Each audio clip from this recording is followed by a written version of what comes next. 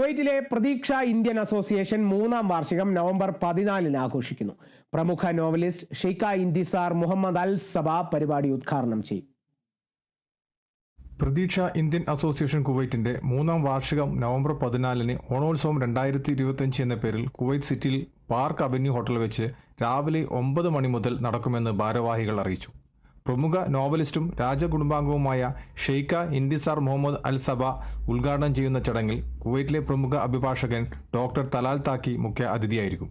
ജോലി മതിയാക്കി കുവൈറ്റിൽ നിന്നും മടങ്ങുന്ന പ്രതീക്ഷ ഇന്ത്യൻ അസോസിയേഷൻ അംഗങ്ങൾക്ക് പുനരധിവാസ ക്ഷേമത്തിനായി ഒരു മെഗാ ഈവന്റ് നടത്തുവാൻ തീരുമാനിച്ചതായി ഭാരവാഹികൾ പത്രസമ്മേളനത്തിൽ അറിയിച്ചു. പരിപാടിയുടെ ഭാഗമായി പ്രതീക്ഷ അംഗങ്ങൾ അവതരിപ്പിക്കുന്ന വിവിധ ഇനം കലാപരിപാടികൾ ഉണ്ടായിരിക്കുന്നതാണ്.